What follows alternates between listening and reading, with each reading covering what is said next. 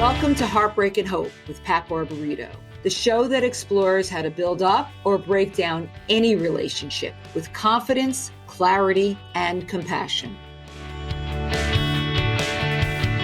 Healing is a topic that we explore regularly here on Heartbreak and Hope. Whether or not it's healing from a marriage that ended or the death of a partner, separation from your children, where there's love, there's heartbreak. And one has to heal in order to have hope. At least that's my experience. And, this is a topic that I've been thinking a lot about because we live in this really angry and divided world. Society, politics, people are so quick to demean. If you have any access to social media, you can see it has highlighted our differences.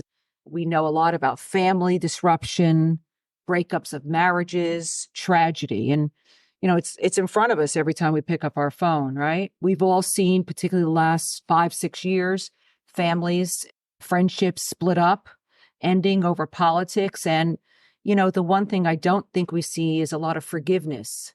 And thinking about how our culture and our society and individuals, we could find our way back, it does occur to me a roadmap is something that everyone could benefit from, which leads me to introduce our guest. Dr. Jennifer Thomas. Dr. Thomas is a best-selling author, clinical psychologist, consultant, speaker, and master facilitator for the best-selling book, The 5 Love Languages. She has co-authored with Gary Chapman, the author of The 5 Love Languages, The 5 Apology Languages, The Secret to Healthy Relationships. We've all heard this catchphrase, love never means having to say you're sorry. It's one of the most memorable movie quotes from the 1970 movie Love Story, which, of course, I remember. I saw it first time around. Jennifer, you suggest that, maybe we do have to say we're sorry if we're in a loving relationship. So I'd like to start out talking about apologies in the context of romantic love, because as a divorce lawyer for over 40 years, I often wonder, especially the first time I meet with someone during a consultation, if somebody would accept responsibility and apologize, that might be something that could change the trajectory of the end of a marriage. Look, I realize that your book and exploration of apology languages applies to a lot of relationships, not just romantic, families, coworkers, friends. But let's start with romantic love and why introducing the 5 love languages is important to a healthy relationship. Well, thank you. I'm so glad to be with you. And our concept of the 5 apology languages, it really does fit hand in glove with the 5 love languages, which many of your listeners may be familiar with, but they may not know about the apology languages. Gary Chapman and I, what we say is that the two together are really essential for healthy relationships. As you mentioned, that's whether it's at home, with your friendships, or possibly in the workplace. When you write in your book about the apology languages, you're pretty clear. It's just not about saying those magic words. It's about more than that, about making it right, making restitution. What do you mean by that? So for some people,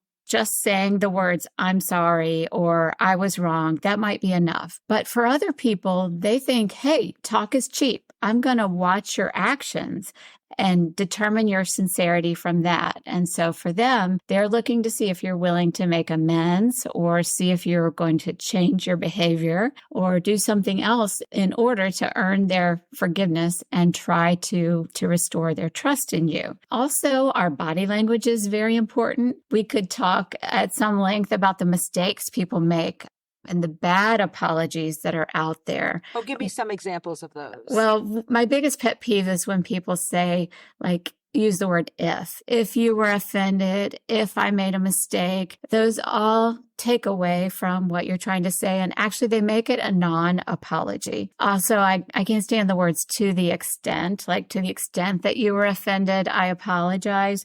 If you really want to apologize, you just need to say, I apologize. But how about if you don't think you were wrong? How about if you think, okay, saying I'm sorry will get us through this patch, but I don't really think I did anything wrong. I mean, how do you process that? How do you handle that? That's the biggest question that we get from people. And my answer may surprise some people. We say, don't apologize if you don't mean it.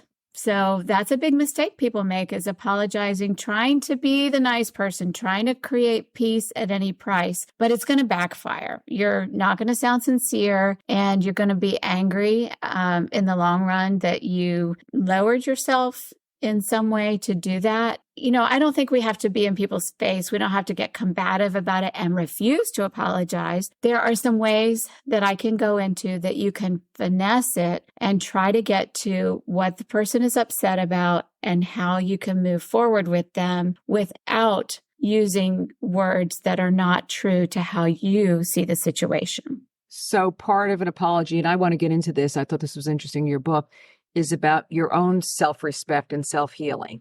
But let's talk about those situations where somebody says, yeah, I was really hurt over that. I was really offended. And the other person doesn't see it. How do you bridge the conversation so as to not create a irreparable divide? Yeah, this is a really dicey situation because someone's saying, I'm offended, I'm hurt. Basically, what they're saying is there's an obstacle between us now. If we could picture it like a construction zone, they're saying there's a construction barrier between us or a brick wall between us. And you may not have been aware of it. You may even think that they created the barrier between the two of you. So that's a place where there may be something you can agree about. You can say, you know what? I agree. Things aren't the way they used to be. It's also really powerful along this way if you can talk about your commitment to them and how much you value them. So maybe saying, yeah, things have been different lately, and that makes me sad because you're really important to me. It used to be so easy for us, and we've had so many good laughs together, so many happy memories. And then looking towards the future and saying what you want. Like, I hope we can get back to that place where we just pick up the phone and call each other, or where we can pick up when we're together like we were never apart. And then saying, let's figure out how we can find our way back there. Now, this is where many people make a mistake. You don't want to say something that would make them get the message that you didn't do anything wrong and that they're too sensitive. So you don't want to say, I'm sorry you were upset about that. I didn't realize you were so sensitive, or I didn't realize you were going to take it that way. It's better if you acknowledge, if it's true for you that you do sometimes put your foot in your mouth, then say that. Say, you know what? I understand that some people have a skill of editing what they're going to say. I am not very good at that, but I'm willing to work on it. And I think this was one of those times that I'm eating my Reebok or I put my foot in my mouth, and I can see that I've caused real harm with that. And I want to make it better.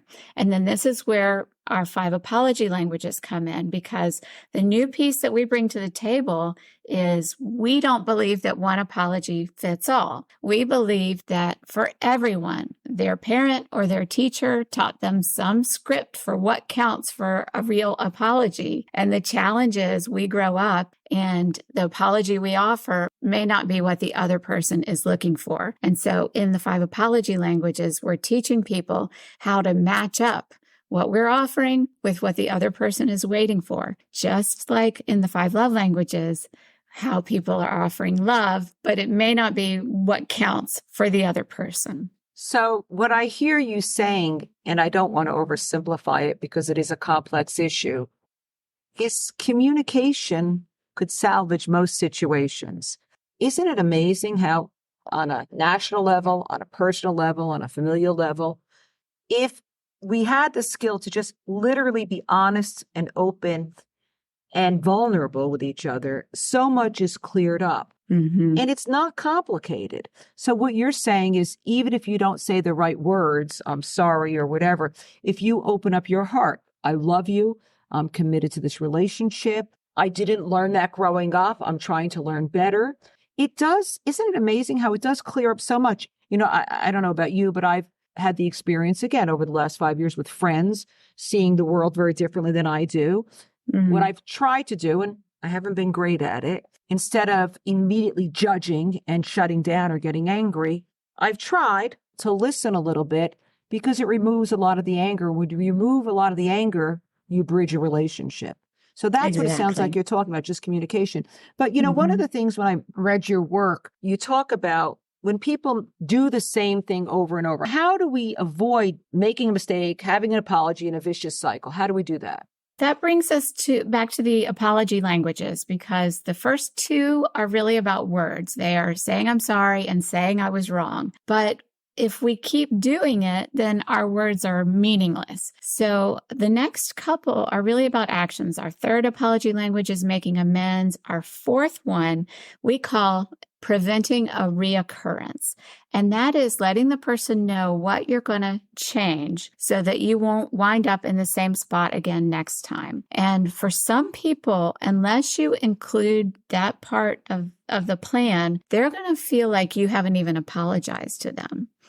Also, what we say about the apology languages is that there are steps to a complete apology. And so if you're taking notes and you're trying to offer the best apology, you're going to want to use all 5 of these. And the fifth one is actually a question, and that is, will you please forgive me? And not a lot of people were taught to ask that, but we found 3% of the people in our study were waiting to hear that question. And for them, that shows that you're most sincere. So circling back to the question, what if it keeps happening? If I have been offended and I see that it's occurring over and over, I may have been willing to forgive you last time or the time before, but eventually I'm going to run out of patience and forgiveness. And so I'm going to say something like, okay, I know that you didn't mean to do it, or whatever, people give different excuses, but this has got to change. So what are you going to do to fix this? And it could be something as simple as setting an alarm if the person keeps forgetting to do something. And it can mean a lot if they'll pull out their phone and set the alarm right in front of me to show me that they're going to set a reminder to fix something or take care of something or be in a certain place, then I'm more likely to believe that they're actually going to do it. And when we talk about apologies, you'll find that the word sincerity comes up over and over, because that's what we're looking for. We want to know, do you really mean this? Or are you just trying to get out of the doghouse? We want to know, are you really sincere? When I was thinking about this interview, I was thinking, well, sometimes isn't it about the person giving the apology because it makes them feel better? I think sometimes people apologize because they want to feel better, not necessarily because the other person needs it. What's your thought about that? Yeah, it's complex. There are so many reasons why we do apologize, and then as many or more reasons why we don't apologize.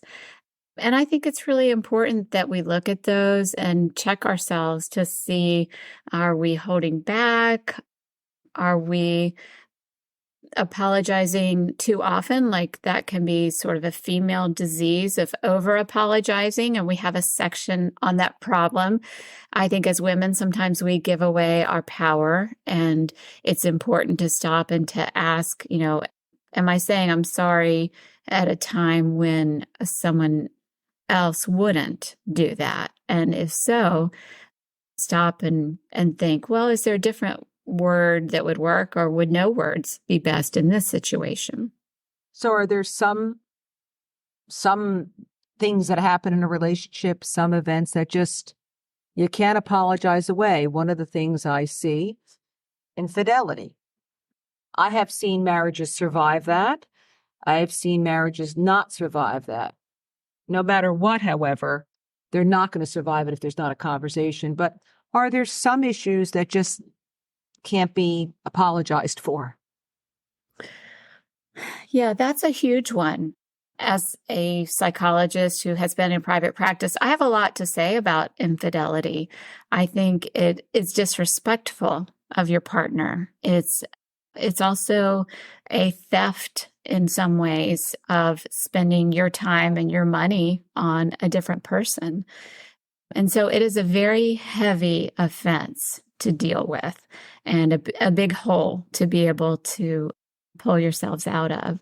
And yet there are couples who are able to overcome that. And when I've seen it happen, I will say I've noticed a trend where it was often a relationship where the other partner had already cheated in some way.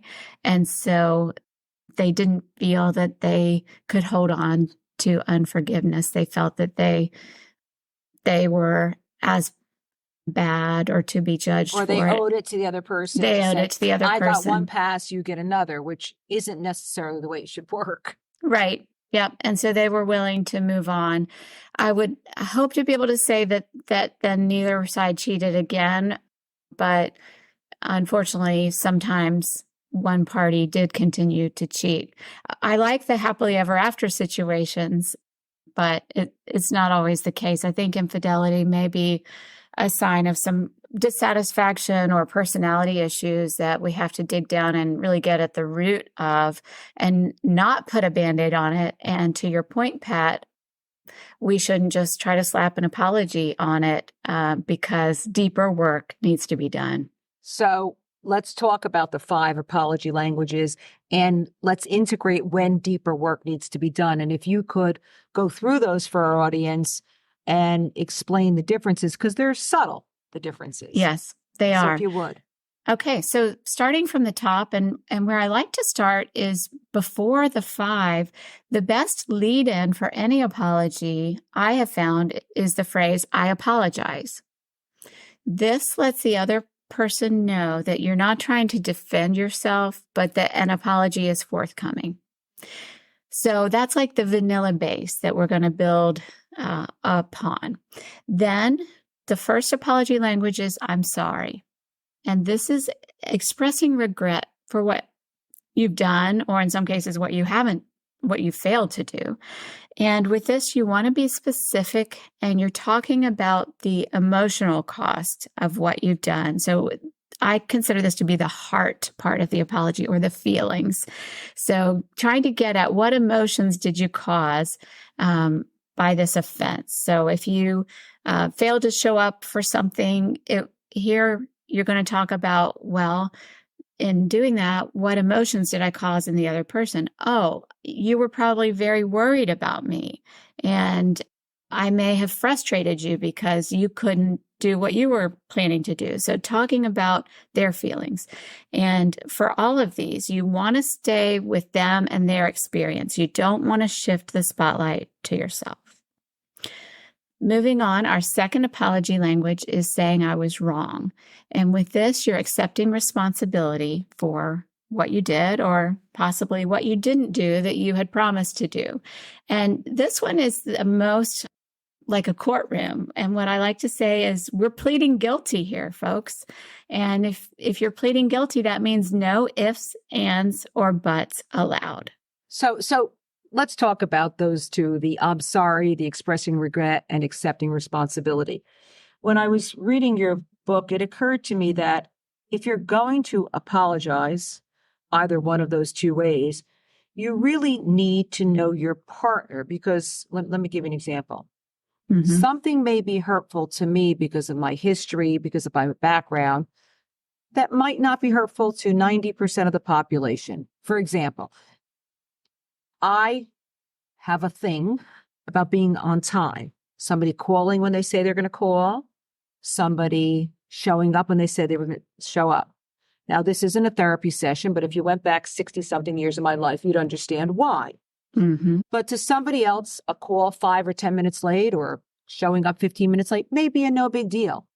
To me, it triggers a lot of reaction, childhood reactions, right? So to me, my partner has to understand and does. So isn't it incumbent upon me, this is my point, to explain, which I've done, this may not be a big deal to you, but because of X, Y, and Z in my history, because of things that happened, it triggers something in me. So isn't it incumbent upon people, if you will, to say the things that hurt them or cause them conflict, which may not be obvious in a relationship or to 90% of the population? That was a long story, but I think you understand my question. Yes, I think that's a great point, Pat. We all may have, I would call them landmines. They're hidden areas where we're sensitive and other people might not be. So they're hard for other people to perceive, but it's very kind of us to point them out, preferably before the person steps on them. But even if they're getting close, maybe you do this. I could imagine you saying, "Oh, you know what? You're getting kind of close to this problem area, and I don't want to go off on you. So I need for you to really be careful about this because this is my experience in the past." And but there's just give them a gentle reminder. Right. But there's two things about that. Number one, I'm not so sure it doesn't take you a lot of years in life to understand that about yourself. Mm-hmm. And a lot of years in life to be able to be comfortable to say that. So a newly married couple at 25 or 30 might not understand the triggers or might not have the self-confidence to say it. And that goes back to the communication. You can't expect somebody to apologize when objectively they didn't do anything so wrong. You have to be able to communicate those things that are hurtful to you and be intimate and share with your partner. That's exactly right. I agree with you. And so if we use the landmine analogy, and of course, all analogies have limitations. Let's just say, so a real challenge in the first, say, 5 years of a relationship is that you're discovering these landmines by accident. Neither of you probably knows that they're there. And our hope would be that the relationship doesn't fall apart because of them. But as you're saying, you learn to talk about them and to recognize what your things are. And whether you stay in that relationship or go to another one, you carry an awareness of what your issues are from your own family of origin. The family of origin issue. That's another story. Tell us about the third love language. Okay. So now we're moving into actions. So the third apology language is making amends and asking the person, what can I do to make this right? Or I think it's powerful to make an offer, to say, I'd like to give you this or spend this time as a way of showing you how sincere I am in making this up to you. Would that fit for you? Would that help in the situation? Or is there something else that you would like for me to do to show you how much this matters to me and how much you matter to me? Get me an example. Is there an example? Usually this comes up, we see it in customer service situations where, poor service, appetizers may not have come or they're very late, then they'll bring us a little card that says you're entitled to a free appetizer. And that satisfies us. If they didn't give us that, we may be left thinking, wow, they should take a little bit off my bill, or they should do something to make amends for the poor customer service that I received here. It's almost like it's baked in and we totally expect it. The same thing happens in our personal relationships, where if we have cost someone time or money, their words may not be enough. And this, again, it depends on our family of origin and our scripts for a good apology. What we found in our study was for 10% of people, they really want these amends. So if you, for example, you were always running late and you kept me waiting or not being able to get my things done, if I'm in that 10%, it might mean a lot to me if you end up offering me some time back. Like, I know you're busy with this project. And, it would have to be a shared project where I could actually help you. But for me to roll up my sleeves and say, I hated that I wasted your time or the group's time. And I'm going to set aside what I was going to next. And I'm going to stay here until we get you back to where you would have been if I hadn't messed up. We're basically saying, I want to make you whole again. It is extremely validating. Mm-hmm. I think that's what we all want, is validation. And when somebody does make amends, you think, okay, they heard me. They heard me. And isn't that what we're all looking for? Yes. So when you're continuing with the action plan, so to speak, after you try to repair it, what do you do next? What is another approach to apologizing? Right. So our next apology language is preventing a reoccurrence. And this is where we're letting the person know how we're going to change the plan. And for all of these steps, the more specific you can be, the better. So when we're using our words, saying, I'm sorry, I'm wrong, you don't want to just say, I'm sorry, or I was wrong about what I did. You want to name what you did and really lay it out in detail for the person. The same thing if you're saying now what you're going to do to prevent the problem from happening again. Just saying, well, I'm going to change or I'm going to do better is not specific enough. We need you to lay out some guardrails that are going to prevent you from running off the road again. And the more detailed you can be with that, the better. I also wanted to back up one step to the amends. Sometimes people will ask us, where do the 5 love languages intersect?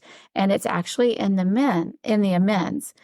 And that is, if I'm going to make amends to you, it's powerful if I know your love language and try to work that in. So should I bring you flowers, Pat? Or should I write you a note telling you how wonderful you are? The answer is it depends on your love language. That's a great point, because someone with a love language of service may hear an apology different than someone with a love language of gifts. Exactly. Oh, that's I love that point. That's a really important point. So the two work together hand in hand. Exactly. And then you have a last love language about forgiveness. Yeah. So our last apology language is requesting forgiveness or asking, will you please forgive me? And why? Why do you need to do that? Yeah. Well, for many people, you don't need to because their parents didn't require it. But if you're talking to me and my parents required it, and you give me a really good apology with all 4 of the other steps, I may think that you're holding out on me if you don't end with a request for forgiveness, especially in 2 situations. Those are if the offense was serious or if the offense was repeated. Then that's when it's going to be something that I really notice if you don't include it. But asking for forgiveness is hard for a lot of people, and it can be scary because you're giving up control. And our control freaks don't like this. You have to humble yourself. It's kind of like you're getting down on one knee and putting the future of the relationship in the hands of the other person. Well, you are. I mean, you are. Because how about if the other person can't forgive you at that moment? That's a problem. Right. And I'm glad you brought up at that moment, because we do say it's important not to demand their answer then, because that turns it into a non-apology. I have to be willing to give you the time you need and give you the opportunity for me to rebuild your trust. And so sometimes a softer way to ask the question, this is something Lance Armstrong did in his public apology for drug use. He said, I hope my fans can find it in their hearts to someday forgive me.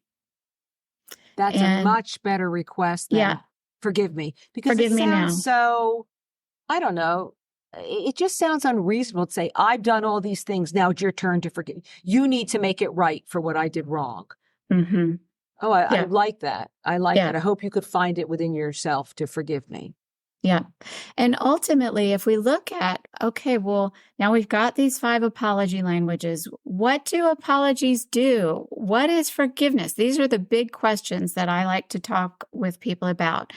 What we know is that apologies help take down that barrier that we've got between us, and they open the doorway to forgiveness, but they don't guarantee forgiveness to us. You can give the best apology in the world, and Gary Chapman and I cannot guarantee that you will be forgiven, but they do open the doorway to that and increase the odds that you might be forgiven. And we bring hope to people who are saying, I've tried everything. I just can't get them to forgive me. I don't know what to do. Well, we've got this checklist with these 5 things. Have you tried this, and this? And people are having some success where they didn't know the other things to try because, again, it was not in their script. But turning to the question, what is forgiveness, is the next thing that I usually talk about. But when you talk about forgiveness, what about forgiving yourself if you're the person making the apology? So the person you're making the apology to, you're looking for forgiveness, but don't we have to think about forgiving ourselves when we do something that warrants an apology? Yes, and that is so important. And we've included a section on how to forgive yourself, because sometimes we're the last person who we will forgive. We're the hardest on ourselves. I encourage people, even just watch your self-talk. If you think about it, do you talk to yourself more harshly than you would ever talk to someone else? And think about how you use your own name. If you make a mistake, do you say, like, am I saying to myself, oh, Jennifer? Well, that's not very kind. I wouldn't say, oh, Pat. I wouldn't talk to you that way. And so I encourage people to look at your self-talk and to be willing to forgive yourself for your mistakes. And circling back to our discussion of affairs, the same is true. Affairs, yes, they are a disrespect against your partner, but they're also a disrespect against yourself. And for people who have made that mistake, recognizing that may not really be who you are. That might have been in a weak moment, in a difficult situation, at a tough time in your life, when there was too much alcohol on board, or you were not at home, you were away or in a hotel. All of those factors may have caused you to not be acting in a way that was true to who you are, and it does warrant forgiveness. So many times I speak with people who've had affairs, and many times the person having the affair is so self-destructive. It's not certainly the person that they're cheating on, for lack of a better word, is hurt. But what I see is that they're hurting themselves. When people do something in a marriage, many times it's because of how they feel about themselves. I know in my own marriage, my former husband did things that were really inexcusable, but he was hurting himself more than he was hurting me. And that was sad. I find that heartbreaking, and that I find that sad because it's self-destructive. I was reading, an article recently about Monica Lewinsky, believe it or not. And I was just thinking about that as you're talking. And they interviewed her 25 years after the Clinton situation. And she says that she was taking a course years later, and she had to write down how she felt about herself and read it out loud. And she was horrified, and I'm probably getting some of the story wrong, to hear how unbelievably harshly she judged herself. Now, this is a woman who was bombarded and slut-shamed, for lack of a better word, and humiliated at a time where we all should have done better about her. Exactly. We all should have done better, including myself, because at the time I don't think I understood the complexities. But what she said is she started putting out pictures of herself in her home from when she was a little girl and saying, no, that's who I am. I'm not this bad person. So, we are so hard on ourselves sometimes, harder than all the criticism in the world. That's a learned skill, I think, to forgive yourself. Yeah, I think it's a great point, and it leads right into where I was going with forgiveness, and for us to forgive ourselves. I agree. Monica Lewinsky is a great example of someone who was treated too harshly. I have great respect for her, and really now hopefully we know better and we can do better in terms of recognizing sexual harassment and sexual abuse in the workplace. So forgiveness, what is forgiveness and what does it do? Basically, forgiveness is a paying of a penalty by someone other than the one who created the offense.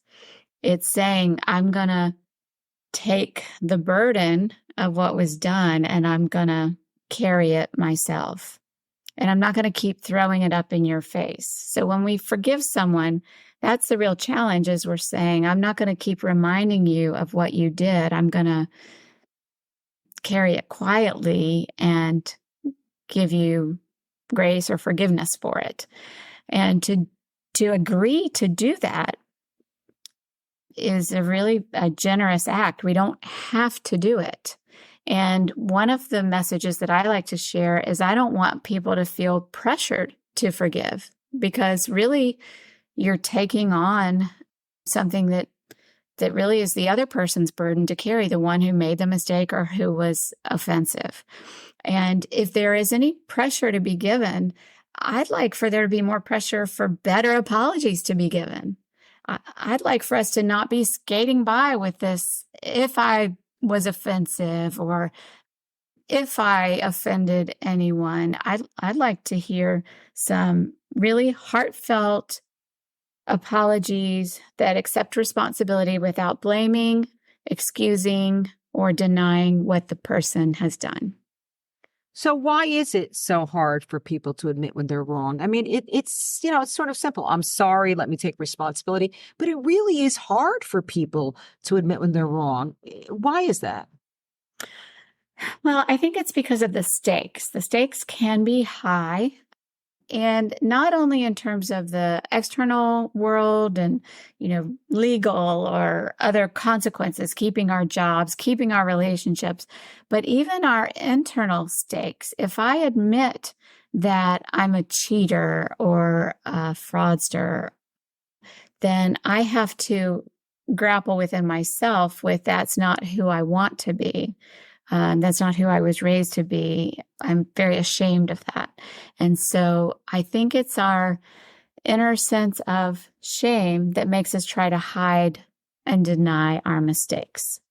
Oh, shame. That's another conversation for another day, but how it controls so much of what we all do. So your 5 apology languages, while they are understandable when you speak about them, but I would like our audience to understand that they're based upon research. They're just not things you think about. Can you speak about the scientific or social science behind establishing and coming up with the 5 love languages?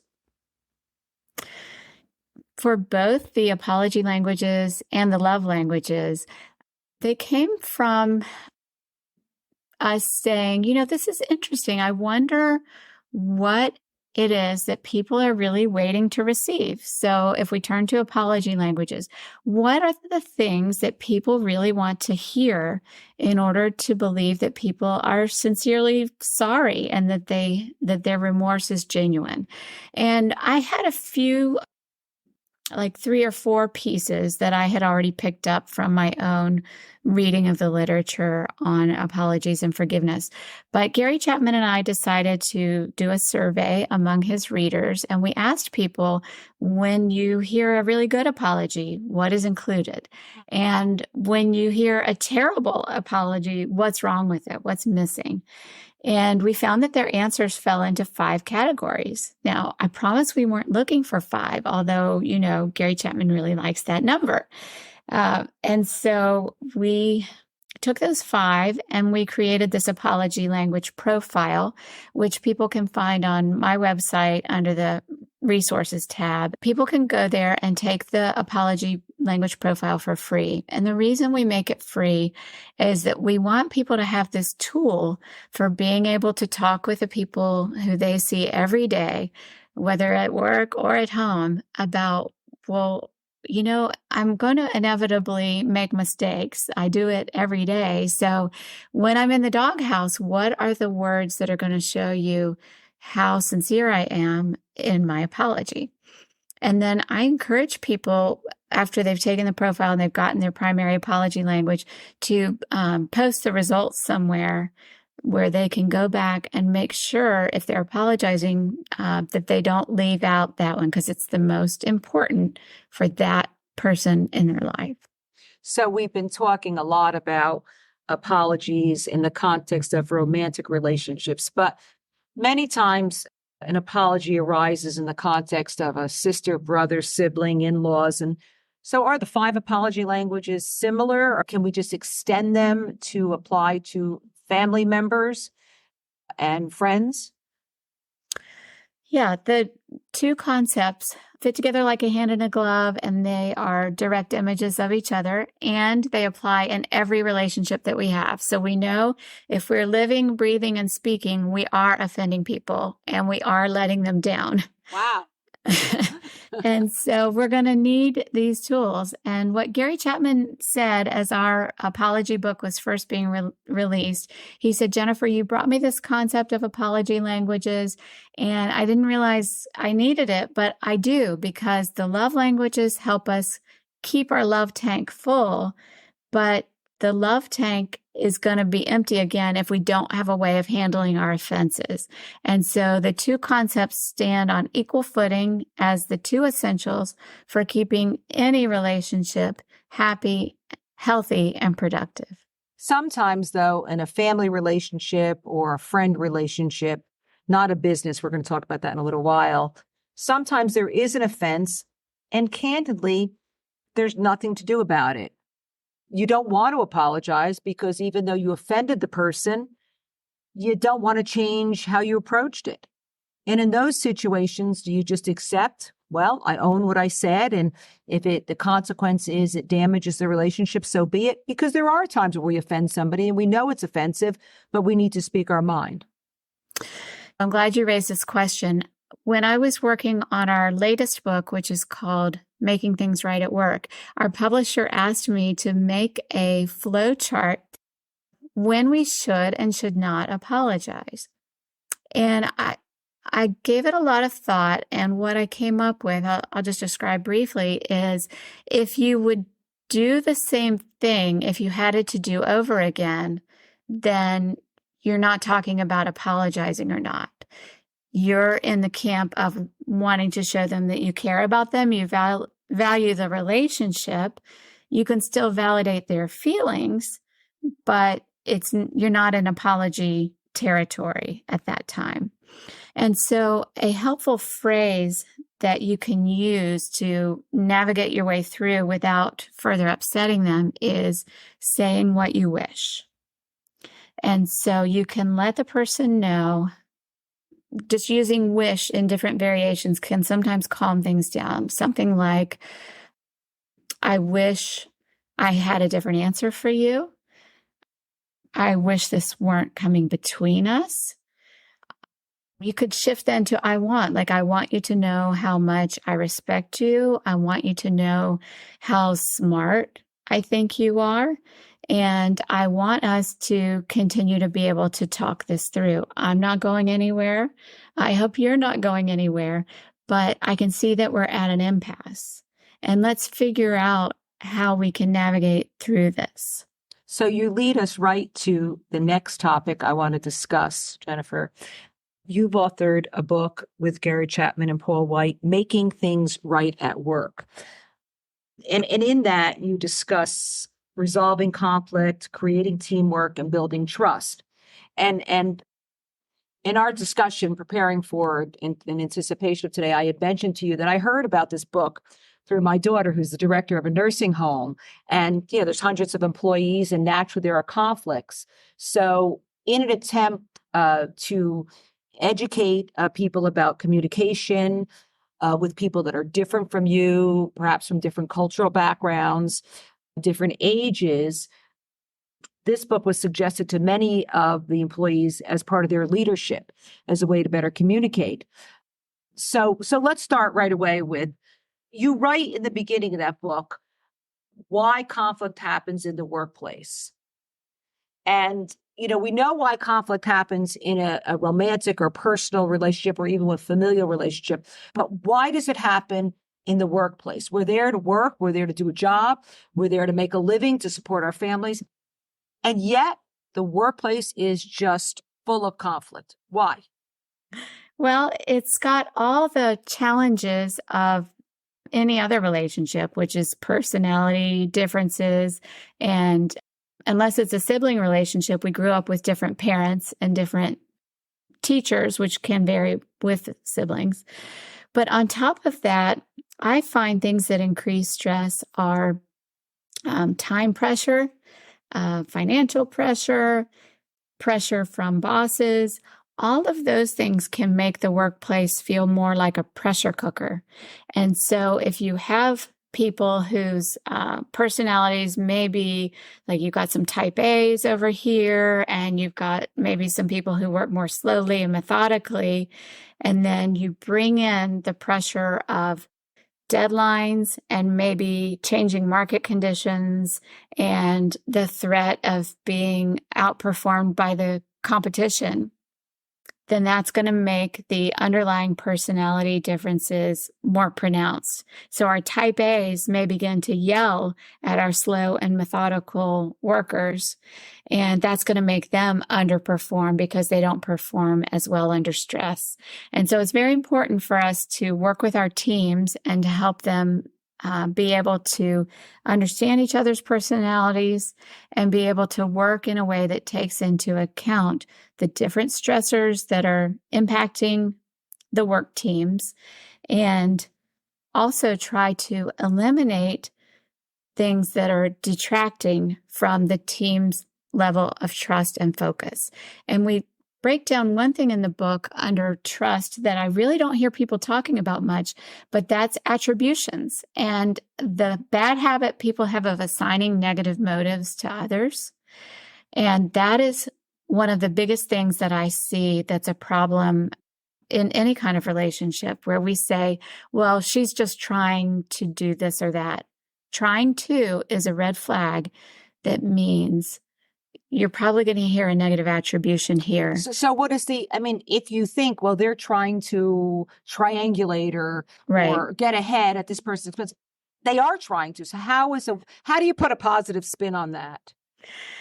What I do with people is I try to make them aware of when they're making a negative attribution. So if I hear them saying to me, oh, well, she's just trying to make me look bad, or she's just trying to get ahead at our expense, then I'll say, do you realize you're making a negative attribution there? That an attribution is not a fact. It could be true, but it could be false. And the fact is, when you make it, if you don't realize you're doing it, you're acting as if it's true. And so we need to just recognize as a first step that you're making these negative assumptions. And then the next challenge is if you're sharing them. That's even worse because if someone makes a negative attribution about me, and I invite listeners to think about this. Have you had someone say to you, oh, you're just trying to make me look bad, or you're just trying to take all the credit? Oh, my reaction is, if that's really what you think about me, I'm not even going to dignify that with a response. I'm out of here. And the saying is people join companies and leave managers. We're gone. But the trouble is managers don't want to be hiring new people. They don't have the time or the money to hire and to train new people. So where we come in is we say, let's look at where trust is being eroded. This is a huge issue, is the negative attributions. And we're helping teams to be able to recognize those and take them out with the trash. Well, one of the things that you talk about in your book is seeing through others' eyes. Now, we have about 70 employees here, and naturally, like any organization, there's conflict that arises and resolutions that need to be reached. One of the tools that I have found, and after 40 years, you find a few tricks, right? Mm-hmm. Is that when somebody is acting in a way that is baffling to me, I try, not always 100%, say, okay, what is going on with them? Are they fundamentally insecure? Many times, foundational finding. Are they going through a difficult time at home?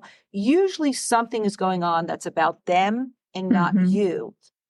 And look, I admit it's sort of easy to say this on this podcast. It's hard to put into practice, but it's a helpful tool to see things through others' eyes. And you're right. I love that. Yeah, Pat, I just want to highlight this, and listeners, take notes to what Pat just said. If you have someone who is acting out of line, a great way to address it is not, oh, come in like authoritarian, you can't do this, you that. Come in with a question. Hey, is something going on? You aren't usually doing fill in the blank with a behavior. You don't usually yell at people. You don't usually do this and that, whatever the problem was. It's not like you. Is something going on? That is a very effective way to break the ice, so to speak. Mm-hmm. And what I have found is that people usually will open up. And even if they don't, if you understand that they are fundamentally insecure or threatened or have other issues, you could approach it differently. But it is very hard, and you acknowledge this, particularly in a workplace, because you don't have that unconditional love, to show vulnerability. And that does contribute to miscommunication. It absolutely does. And I'll share an example from my own marriage here. I have been using this tip that we're sharing here for the past 5 years or so. And I'm taking a medication that amps me up a little bit, like a prednisone kind of steroid thing. And I noticed at dinner recently that my husband he seemed a little impatient about the an answer I was giving him, but I was waffling, and it wasn't really like him. And then it irritated me. And then right after dinner, it happened on a different topic, but with him again. And I noticed I wanted to be reactive. And because I knew, oh, that might be the steroid taking over, I said, oh, wait a minute, what's going on here? And I addressed it with him. I said, are you doing okay? Because I seem to really be getting on your nerves. And he said, oh, I did have a problem at work at 9 a.m. today that I've been carrying all day. And it's probably going to run into this weekend too, because I'm really bummed about it. And it was a relief to know about it and to not take it personally. And you let him talk about it. You gave him a platform to debrief the topic, because particularly at work, we all have situations that we do carry home. We don't want to talk about them, and they spill over. But at work, in the workplace, as you discuss in your book, Making Things Right at Work, my co-managing partner, Gary Botwinick, says to me very diplomatically, that as people get older, they get I said, what does that mean? Because, well, they get cranky they get this they get, angry easier. That's cute. Right. And I'm so blessed that he and I are close enough after 25 years that he could say that to me. I said, am I a little He goes, well, nobody wants to say it to you. I said, thank you for bringing that to my attention. I think I am. But that was a great way to approach it. He said, I was talking to my friend and he has this expression, and just maybe you're less patient, this and that. I said, now 10 years ago, I would have gotten defensive. I said, you're right. I am. I'm going to be more conscious of that. Oh, but it was a great way to approach it, because he didn't attack me.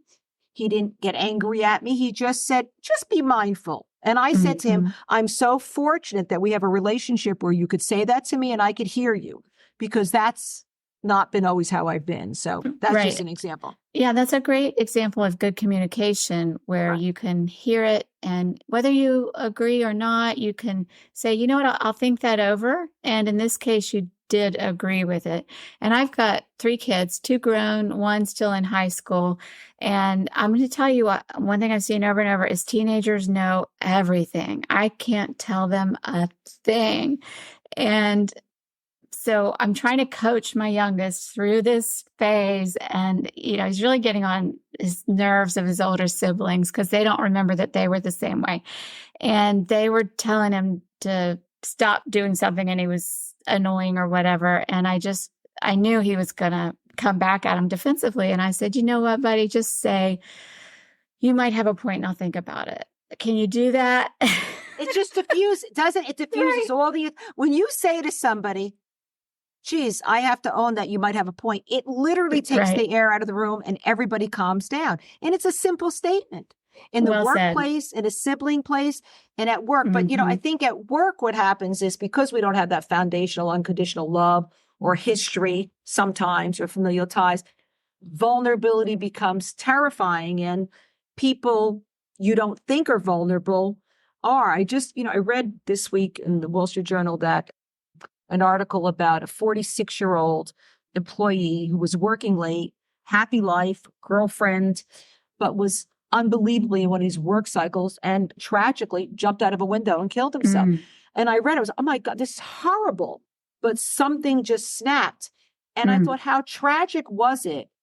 Because everyone they interviewed said he was in a cycle where he was just working constantly, that he couldn't say to somebody, a coworker, I can't do this. I'm strung out. I can't work till midnight again. Instead, he just, in a momentary weakness or, needed to get out of pain, did that.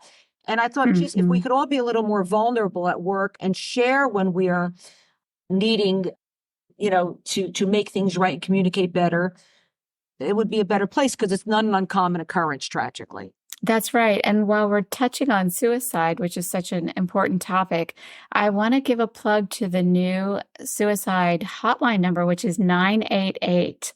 And I'm so glad to see that they've brought that into existence. And it's so easy to remember as sort of the inverse of 911. So if anybody feels a need, call 988 for help. I think that's a great way to wrap up our conversation. This continues to be an enlightening topic. Both of your books I have benefited from. I think that many of our listeners would, both on a personal level and a business relationship, and perhaps a little bit of humility, a little bit of vulnerability, a little bit of learning how to hear will be something we can all use. So thank you, Jennifer. Thank you so much. Well, thank you for shining a light on this topic. And I hope everyone will go and have stronger communication and closer relationships. That is the goal. Thank you so much for joining us today. Don't forget to follow us on your favorite podcast platform. Please give us a 5-star rating and leave a review so more people can listen in to Heartbreak and Hope with Pat Barbarito.